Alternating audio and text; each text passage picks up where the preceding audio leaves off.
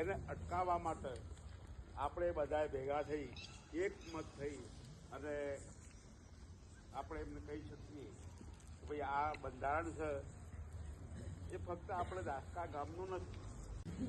વાત લઈને નીકળ્યા છીએ.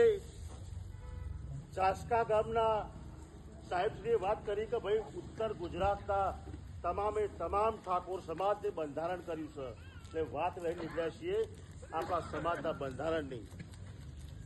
અમે ગામમાંથી એવું નક્કી કર્યું કે ભાઈ આજે આપણી દીકરીઓ આપણે આપીએ છીએ આઠમલા સાઈડ એટલે કે નોરતા છે, ઓબલિયા સણ છે, ડાભી છે.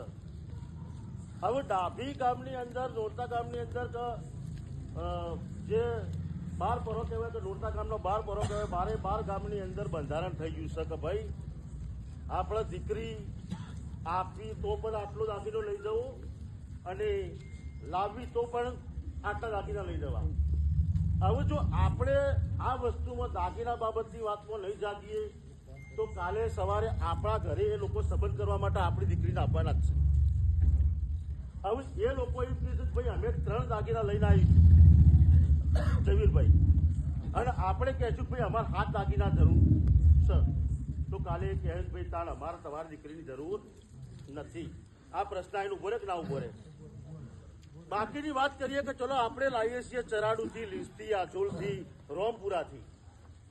હવે એ બાજુ પણ બંધારણ થવા જઈ રહ્યું છે. જાનમાં કોઈએ મારો પ્રશ્ન આવ્યો એટલે ભાઈ જાનમાં કોઈએ જુગાર રમવું નહીં. હા ભાઈ જાહેરમાં કેવું કરતો આપણો વિષય થઈ નહીં.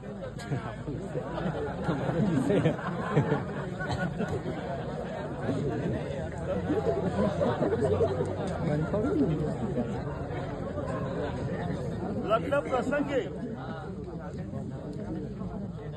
પ્રસંગે વરઘોડો ઢોલ તથા શરણાઈથી જ કરવાનો રહેશે. ભાઈ જલ્દી રોપરજો. લગ્ન પ્રસંગે ઢોલ શરણાઈ વરઘોડો કરવાનો. વરઘોડો આપણે બંધ રાખ્યો નથી, વરઘોડો ચાલુ છે બરોબર. પણ આવા મુદ્દા સાથે પછી ભાઈ દરેકને બોલવાનો અધિકાર છે મિત્રો, દરેકને બોલવાનો અધિકાર છે. કોઈને પ્રશ્ન કર્યા જેવો તો કરજો.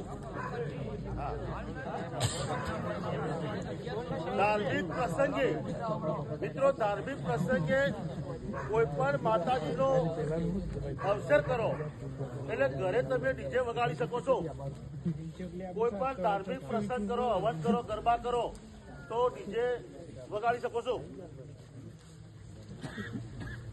લગ્ન પ્રસંગે મામેરું